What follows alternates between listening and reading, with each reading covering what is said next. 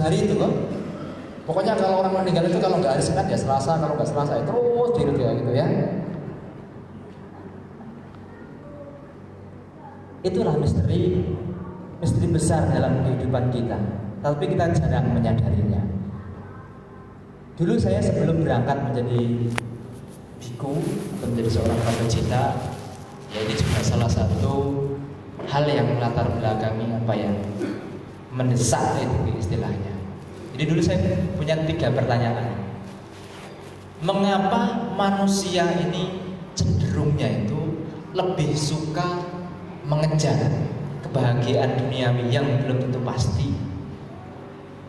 Dan mengapa manusia ini tidak menyiapkan bekal kematian yang sudah tentu pasti? Dan mengapa manusia kurang menyadari bahwa sesungguhnya kematian itu sudah dekat dan sangat menanti? Sekarang saya menemukan jawabannya. Banyak manusia yang kurang menyadari, ya, banyak manusia yang tidak mampu memberi arti pada hidupnya. Jawaban yang pertama. Jawaban yang kedua, banyak orang yang tidak menyadari bahwa sesungguhnya waktu adalah emas. Kalau mungkin dunia bisnis, dunia perekonomian itu ya waktu adalah uang, ya. Tapi dunia spiritual, waktu adalah emas. Kicu manusia pati lampu. Lahir menjadi manusia sangatlah sulit. Anda sekarang sudah jadi manusia, berarti Anda punya waktu emas di situ. Tinggal Anda mau mengarah kemana? Diracana, Beto, Asura, manusia yang memiliki sifat kemanusiaan, atau manusia dewa, manusia yang memiliki sifat kedewaan. Tergantung Anda, pilih yang mana. Ya. Dan yang terakhir, karena saking terbelenggu oleh kenikmatan indera, manusia buta oleh nafsunya sendiri, sehingga mereka lupa bahwa perpisahan itu ada dan kematian adalah wajib. Kalau kita mampu memaknai hal seperti ini, setiap detik, setiap waktu hidup Anda akan Anda dedikasikan kepada Buddha Dhamma dan Sangha. Karena inti daripada hidup, bagaimana kita bisa memperbaiki spiritual kita. Minimal kita mampu menutup alam dugati, 4 alam dugati. Bagaimana kita tidak terjatuh ke alam dugati, yaitu alam peta, alam tiracana, alam asura, dan alam neraka. Masih panjang menurut saya? Masih? Bagaimana Bu? Masih Bu? Hah?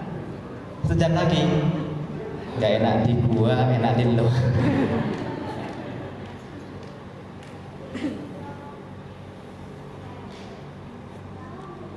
Sudah ketemu belum 7 misterinya?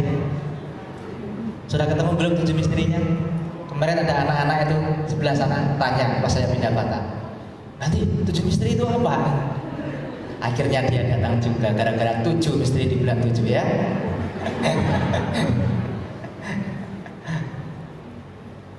Sekarang yang berhubungan dengan, memang saya dari awal saya akan ngomong lebih banyak kepada yang masih hidup, bukan yang sudah meninggal. Ya, jadi banyak yang muatannya lebih banyak tentang pesan kepada orang yang masih hidup. Nah, sekarang yang berhubungan dengan patidana atau ulambana itu sendiri, perlu ibu bapak perhatikan, ada 3 hal yang tidak boleh ditawar sebenarnya. Apakah kalau kepada orang yang masih hidup nanti, orang yang masih hidup tapi dia sakit, kita bisa katakan pelimpahan jasa? Sebenarnya kalau bahasa Buddhisnya adalah Saccakriya-gata, pernyataan kebenaran. Karena pengertian pelimpahan jasa itu hanya terkhusus kepada makhluk yang ada di alam beta. Uname udakang putang, yata ninang pawatati ewa mewa itu dinang peta nang upakapati. Laksana air hujan yang mengalir dari tempat dataran yang tinggi menuju ke dataran yang lebih rendah. Demikian pula kebajikan yang dilakukan oleh sanak keluarga dari alam manusia menuju ke para mendiang yang ada di alam peta. Demikian hendaknya pelimpahan jasa. Dalam artian apa? Pertama, harus ada jasa yang Anda miliki. Garis bawah, tidak ada yang salah. Cuman saya melihat kekurang tepatan karena dari segi kacamata dhamma. Kalau dari segi kacamata samuti atau kesepakatan, ya benar-benar saja nggak ada salah. Banyak orang yang mengatakan, Bante boleh nggak saya berbuat baik atas nama keluarga atau atas nama mendiang atau atas nama kedua orang tua? Boleh-boleh saja. Tapi kalau dilihat daripada kebenaran yang tertinggi, ya nggak bisa kita nyatakan sebagai atas nama orang yang telah meninggal. Sekarang saya tanya, perbuatan baik itu yang melakukan siapa? Yang masih hidup dong? Berarti Anda yang melakukan. Masalah Anda punya gaji, Anda dapat gajian itu, kemudian gajian itu Anda kasihkan kepada orang tua, itu kan masalah nomor 2. Tetapi yang terpenting gaji di situ punya siapa? Punya Anda. Walaupun nanti uangnya itu Anda buat nyekolahkan anak Anda berikan kepada kedua orang tua Anda. Itu masalah nomor 2. Ya, ingat garis bawah ya, nggak ada yang salah. Cuma kalau dipandang dari pengertian dhamma, kalau diuras secara lebih mendalam ya, apa ya, bahasa agak kurang pas gitu. Bukan salah, saya tidak berani menyalahkan. Jadi kritik dari kanan dan kiri, atas bawah, utara selatan dan timur dan barat. Ya, jadi nggak ada istilah berbuat baik atas nama mendiang. Berbuat baik ya kamu yang berbuat kok. Ketika kamu berbuat berdana ke sini membawa beras Anda meletakkan, yang berbuat siapa? Anda kan yang masih hidup kan? Bukan kemudian hantunya kemudian ke toko Anda kemudian, "Wih, saya hantu beli beras sekian, saya mau taruh di TBC karena tanggal 25 ada pelimpahan jasa." Tidak seperti itu kan? Tetapi yang melakukan kebaikan itu adalah Anda. Jadi Anda harus punya jasa terlebih dahulu. Jasa yang paling mudah tidak lain tidak bukan adalah dengan cara berdana. Kalau di zaman Buddha, peta-peta di zaman Buddha, kalau kita baca tentang riwayat peta watu, enak. Berhubung di zaman itu masih banyak biku yang sakti dan sang Buddha ketika, itu ada leluhur kamu yang tidak berpakaian, yang telah di alam peta misalnya. Nah, sang Buddha mengajarkan apa? Tidak dikasih makanan, dikasih jubah, celing seketika ya berpakaian. Sesuai tempat, keadaan dan kondisi sang Buddha selalu menganjurkan. Ya, itu leluhur kamu kayaknya nggak ada makanan. Akhirnya berdana kepada sang celing, ya terbebaskan, turut berbahagia di sana. Nah kalau ibu bapak kesini bawa beras, wah mungkin di alam peta penuh dengan beras ini. Penuh dengan beras, indomie, minyak goreng, jangan-jangan terpeleset minyak goreng di sana dia.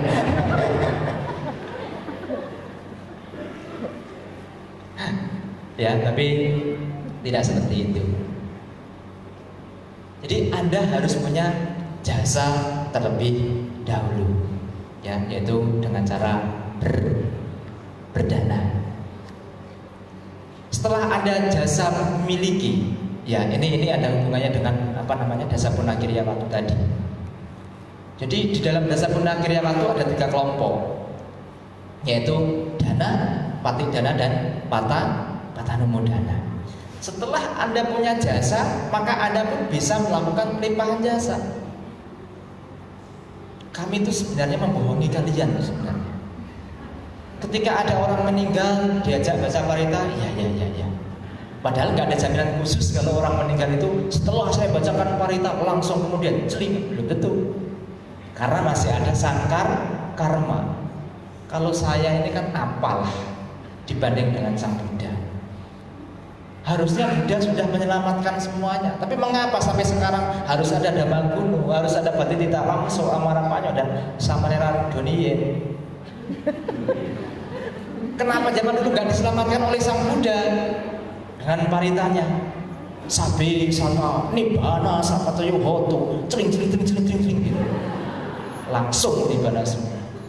Kenapa? Karena memang Sang Buddha sebagaimana kapasitasnya. Bahwa di dunia ini ada apa yang namanya hukum karma yang siapapun tidak mampu melawannya. Jadi kami mau membaca parita ke angsa pura segala macam itu hanya sebatas hubungan sosial. Kalau misalnya kami menolak mentah-mentah, nggak mau, saya pun percuma misalnya, Anda akan kurang keyakinan, betul tidak? Padahal sesungguhnya kalau orang yang sudah yakin, ya orang meninggal mau dibuang, mau dikremasi, sudah nggak ada masalah. Itu kan hanya waktu terakhir Anda menghormati bagaimana menghormati orang meninggal. Itu saja, itu etika sebagai manusia. Ya kan? Makanya di Tibet ya kalau nggak salah. Ya orang mati itu ya ada yang dikasih makan burung gitu ya. Masa orang mati dikasih makan burung? Kurang asem nih burungnya, nggak mau vegetarian. Ya kan? Tapi mereka melihat itu bagian dana tertinggi. Sudah meninggal, jasmaninya dikasih burung, itu bagian daripada dana. Itu sudah tidak mempengaruhi kehidupan di dunia dia yang baru. Ketika ada orang meninggal, ngapain kalian harus bersedih? Ngapain kalian harus berduka? Masalah sedih, masalah duka, itu urusan Anda dan perasaan Anda. Yang meninggal itu hanya objek pemicu. Berhubung Anda tidak memahami nomor satu daripada 4 kebenaran mulia, ya gampang nangis, gampang bersedih. Karena apa? Karena kita melekat dari kecil. Bagaimana ketika kita sudah kehilangan orang yang kita cintai, entah itu pacar, entah itu orang tua yang meninggal, kita akan terus mengingat kenangan-kenangan indah tanpa disadari. Kalau menurut Abhidhamma, itulah kemelekatan. Dan sifat daripada kemelekatan itu bagaimana?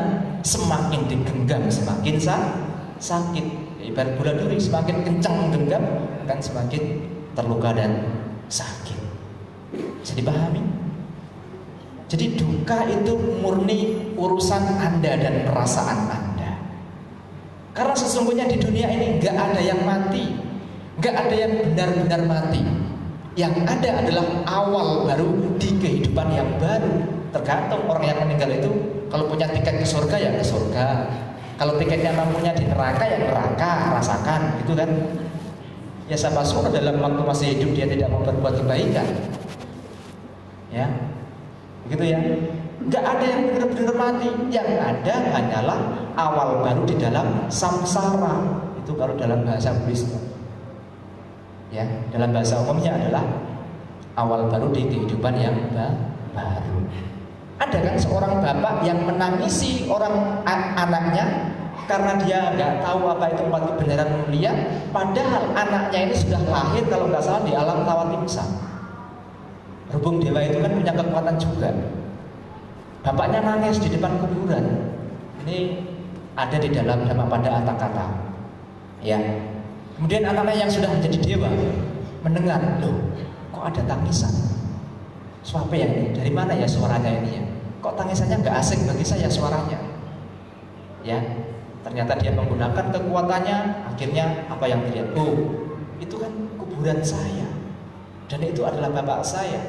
Akhirnya dia turun ke bumi, menunjukkan dirinya dengan atribut kedewaannya, bilang sama bapaknya, Pak, jangan menangis. Saya adalah mantan anakmu yang sekarang sudah lahir di alam dewa. Jadi bapak hanya menangisi kuburan jasmani yang sudah tidak berarti. Itu karena apa? Akibat daripada kebodohan si bapak ini yang tidak mengerti tentang 4 kebenaran mulia dan hukum karma. Ya tapi ya jangan pula ketika ada orang meninggal kemudian ada tertawa terbahak-bahak, wah itu. Loh kata batik nggak boleh nangis ya, tapi kan jangan ketawa juga. Ya bisa. Siapa yang menganjurkan? Oh bikunya Damagunung. Wah, bisa dipotong saya, bisa jadi korban saya ya.